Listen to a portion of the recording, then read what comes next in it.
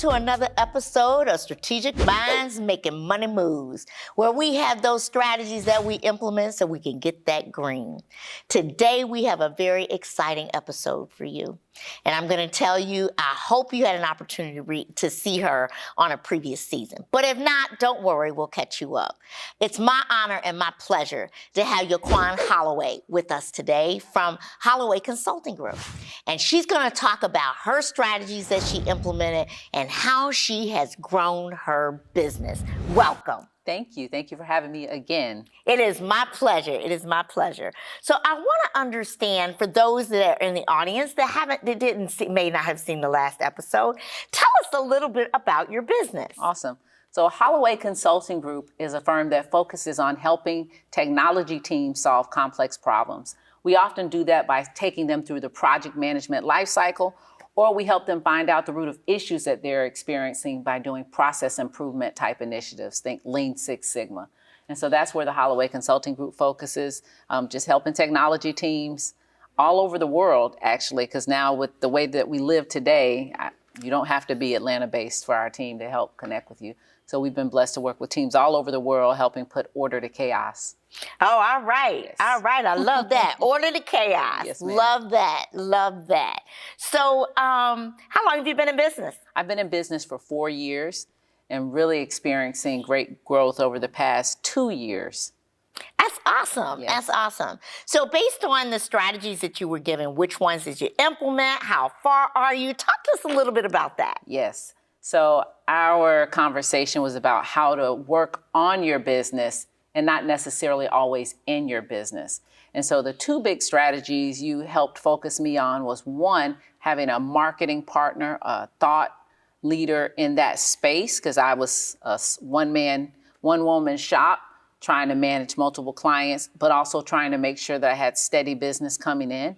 So that was one. And two, having a strategy around talent partners, leveraging generations, finding others to come alongside me and how to best work my business. So those were the two things that you talked to me about. And that very next week, I was working with a marketing partner. So since that day, I have blogged, vlogged, posted on social media at least 6 days a week for the last 10 months. Wow, right, congratulations. Thank you. That's awesome. That's great. And so that's via my awesome marketing partner. And I tell people it's kind of like having a personal trainer, because a lot of these are things that I should know to do, and some of them I do know to do, but I'm not going to do it. I kept telling myself I'd blog or I'd post on social media, or I don't really have anything that important to say, but I can tell you that consistency has made my phone ring. It's made people hit me in my DMs, text me, hey, I see what you're doing out there. I love it. Hey, you have awesome content. How do you do it? Some people I tell, and some people I say, I know, thank you. Hey, I have some business and I need you to connect with this person. So those are the awesome calls. But I think people seeing me consistently show up, it's really told people, oh, she's serious. This isn't something she's doing on the side, which a lot of people used to ask me, is this something you're doing on the side? No, I'm doing this for a living. But it's helped people realize this is a serious firm. I had a conversation with someone yesterday and were like, could you point me to your website? And I said, yes, I can, hollowaycg.com. With great confidence, because I know that my marketing partner has me with a very professional look with all the information that they need to find. So that was one. And the other thing that you shared right off the top was you said your phone is going to ring and you need to be ready. And so I started going through my amazing LinkedIn, just people I've worked with over the past 20 years in corporate America. And hey, can we talk? Can we talk? What are you doing? Do you like what you're doing? I think you have this skill set. What do you think? And I have 3 people that are working with me every week in my business. Wow. That some of the new business that came, and I was like, oh yes, we can do that. Now they're picking up a lot of that work, and I'm working through how to manage that in a good way, so that we still have the look and feel of getting serviced by Holloway Consulting Group and what that means, which is excellent customer service. So. All right. I think that deserves a round of applause. I don't know about y'all, okay? To see all that growth happen, Yes. and to see what you're doing and how you're moving forward. It is, it's very interesting, as you say that, you really trying to figure out, how do I get out there? How do I make it known? And I just knew that getting a good marketing thought partner is the way to go, and especially one that thinks outside of the box. Yes. Somebody who can be that thought partner and say, well, wait a minute, I was thinking about this. Well, maybe you could do this, Yes. Maybe you want to consider these other things. So I think, taking advantage of that really allows you to do it. Let's talk a little bit, before we go on station break, let's talk just a little bit about how did you begin that process? What got your mind right to say, this is what I'm going to do? From the moment you left the chair, you said that next week you started. What got you in that mindset? Well, I knew that the things that you were saying were correct, but I never had the time to focus on those things. And I had, I guess, some fear around it as well, right? And I've had a lot of time to ask myself about, what kind of fears do I have around that stuff? I've been a professor before. I love talking to people, but even doing something like this, and I never want for people to think that I don't know what I'm talking about or question. And I thought it's people's right to question. If they want to question me, that's cool. Or I don't ever want to seem, I know this is silly, but too much, right?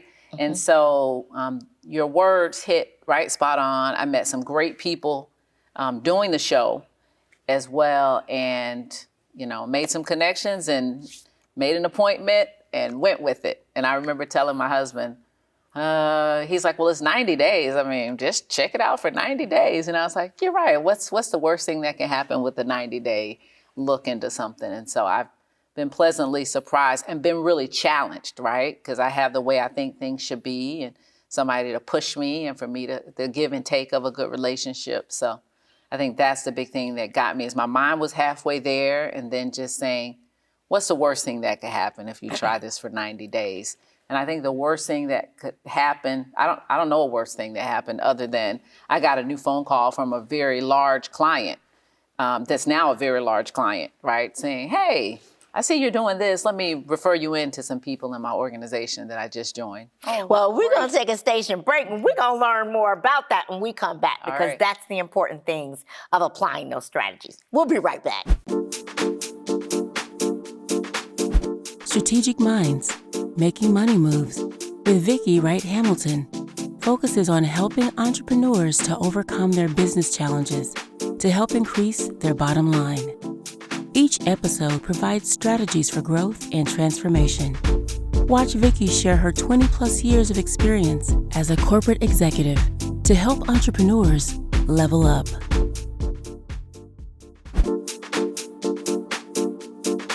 Welcome back. So Tyler, finish telling us a little bit about this, how you got this big client and what happened. Talk to us a little bit more about that. All right. Well, it's funny because I was reading something somebody said about sales the other day, and I've never considered myself a salesperson.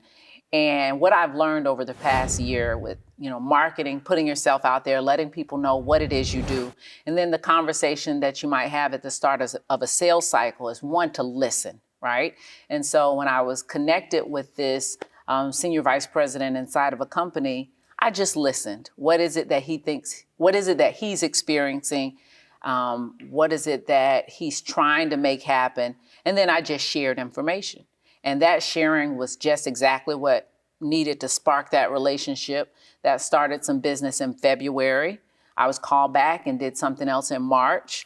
I was called back and then signed on to a piece of their supply chain part of their business where I have an ongoing initiative that just goes every week as we go throughout their organization, doing some evaluations of things and how they're going and how it's not going and what we can do to help them and pointing them in the right direction. So it's just been a really, really good marriage in that sense, because I think so many companies, so many large corporations are running so lean. And they just focus their people on the day-to-day. They don't have anybody to help in the background put order to chaos or solve the hard problems, because they're so busy on, going to meetings for 8 hours a day. So that's been really good. But that's just started with the conversation, and I'm working to treat sales that way, just listening, understanding, and then sharing exactly what I think we can or cannot do, or maybe even connecting them somewhere else if that's a better fit. And you know, I think you said something very key there. You said that I'm going to listen, but I'm going to also tell them what I can and cannot do. We can't be all things to all people. And everybody is not our audience, right? Everybody is not who we serve. We want to serve the right client as we move forward. And I think it's important that you said, I have to determine, is this something in my wheelhouse or something I need to refer to someone else? And be willing to do that and say, this is not, you know, what I can do, but I know somebody who can. Yeah. Right, who can help you. And I applaud you for that, because it takes a lot of courage to get to that point and move forward.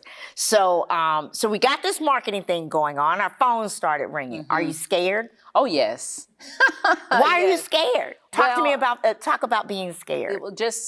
I always want to make sure that I'm putting out a great product. Mm-hmm. And I want to make sure that my client experiences exactly what I would want them to experience. But when you open yourself up and have to bring others in, and we had a conversation, I don't know, a couple months ago, and I was sharing a little bit of that with you, and something you suggested, you said, you know, I'm hiring people that are highly skilled, right? They get paid very well. They're professionals in their space.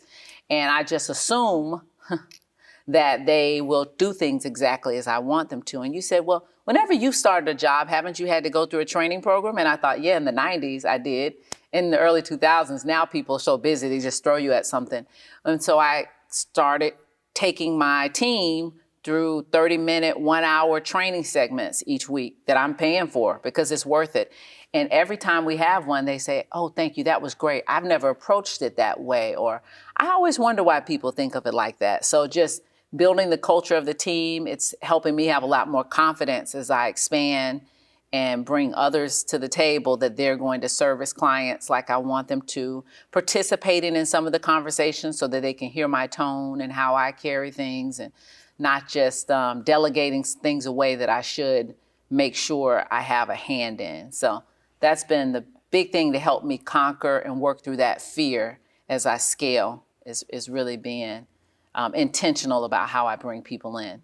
And I think it's really important that you said, because you can get the same thing done 500 ways. You can. Right? And if there's something that you want done a particular way, you got to teach them that methodology. That's no different than if we want project management done by PMI, you get PMI certified, That's right? So they're going to get Holloway certified, That's right? In terms of being able to do that. And I think it's really important for us to determine our core of our business may have to have a certain methodology. Yes. There are things that we do that may not be part of our core, but complement our core that can be done differently. Yes. Right? I agree. And you can take that, because you don't want to hire robots. That's right. Right? So you don't want to teach them just one way of doing it and hire robots and not allow that creativity and that extra energy to come in, because they've had experiences too. Mm-hmm. So they may have a new way that complements what you're doing. You're like, oh my gosh, I never thought about it like that. Right?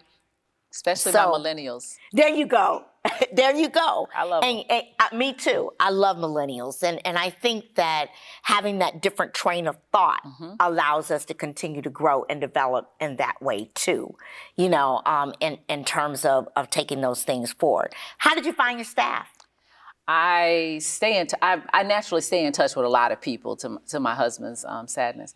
And and anyway, as I dusted out the list like you suggested, and I just started reaching out to people. Another thing is, my marketing partner had put just periodically on my LinkedIn, hey, you want to chat? Reach out, right? And with a little link to my Calendly calendar. And so people would reach out to me that way. And I thought they would be reaching out about business and, you know, some different opportunities for me to serve. I had more people reaching out, hey, you got some work?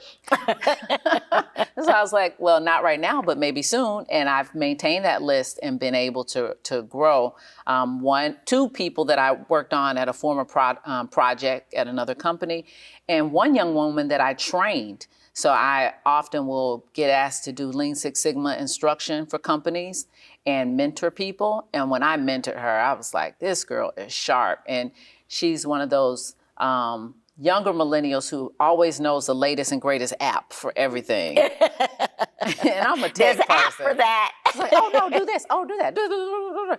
And so I thought, she's smart. Let me check in with her as we were wrapping up our relationship there. And she was like, I'd love to do more things. I do stuff all night, just random things. I'd love to have some things I do and get paid for it. I'm like, great. And so she's come along in like a project assistant type way where she creates some templated approaches for some of the things that I teach, and as well as now she's participating in a project. And so it's just keeping my eyes open, but I've got to start doing some other things that you shared, which is actually going to more of the traditional markets like Indeed. I've tried LinkedIn and that went okay, but I think I'm gonna leverage a different platform because I really do have to start a more rigor around recruiting. Well, that's good. It means business is picking up, right? Yes. And then it's not just about, we can recruit full time, but don't forget about opportunities where you can partner too.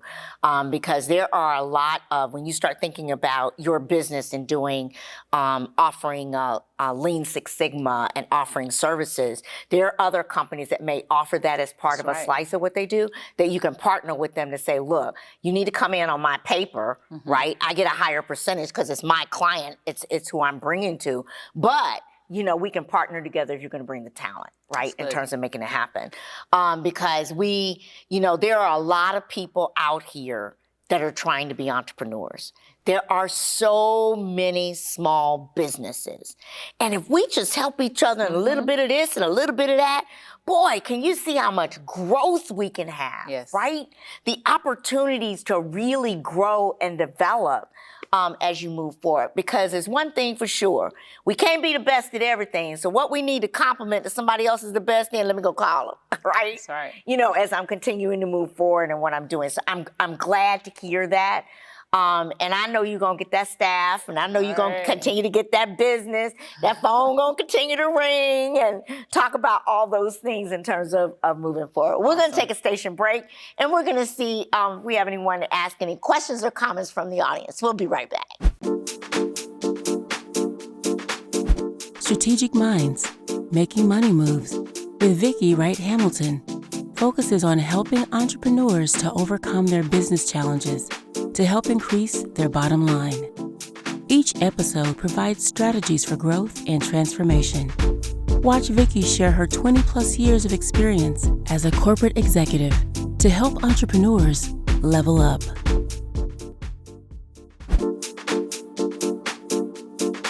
Welcome back. So, as we begin to talk about the things that you have done, you mentioned some other strategies that you have been using. I'd love to get more insights in your feelings about approaching them and moving forward. And did you run into obstacles? Did you have obstacles? And if you did, how did you deal with them? I'd say my biggest obstacle is probably me, right? And my inner voice, and having to talk myself through different things, especially when it comes time to write a contract, right? So I've had these great conversations with someone, and now they're like, sounds great, let's do it. And I'm like, oh, okay, I need to put this in a contract to solidify this agreement. And it's almost I have to talk myself out of, one, discounting myself. Nobody even asked me to discount myself. I'm like, why are you discounting yourself? Or two, just saying, wow, you're really going to put this on paper? Can you really do this? And the last contract that I wrote, I just happened to be with my brother-in-law at the same time because he's an attorney, because we were on vacation and we were in his hometown and we were hanging out. And so I'm writing this contract and he was like, well, ask for this and do that. And I'm like, oh, and he's like, just do it. And I was like, you know what? What's the worst thing that can happen? They can ask me, change this up. They wanted a lot of insurance and different things with payment terms. And I wrote it. They asked for a few changes, but not a lot. And I was able to figure out how to get the right level of insurance that I needed to get, which I needed to do anyway as a business that's working with larger clients. And it was awesome. I mean, it's like, okay, it took some steps to walk through that contract, a little bit over a week, but it's just a step. It's just something to do. And so sometimes I think we can make things so big in our head, and we have not because we ask not, right? And so I'd say the biggest obstacle has been me leveling up my thinking, changing my paradigm, just showing up and being myself. It's been enough, right? And I got to work through the same thing with this scaling, with some potential opportunities I have with larger clients. Oh my gosh. And making sure I have the right certifications as a woman-owned business via WBENC, and as a minority supplier via NMSDC, all these different things I just got to do it. Stop talking about it. So I think the biggest obstacle and the emotion, just sometimes a bit of the reluctance of, well, what would this mean? Well, it just mean you did it. Just do it. Move on to the next thing. Well, it does take a lot, and it takes a lot of energy, and it takes a lot of being able to say, yes, I can do this. Those certifications for women-owned businesses and minority, they're no joke. That's right. It's a lot of paperwork. It's a lot of things you have to go through. It's a process. It costs money. It's like, well, is this really going to get me an ROI?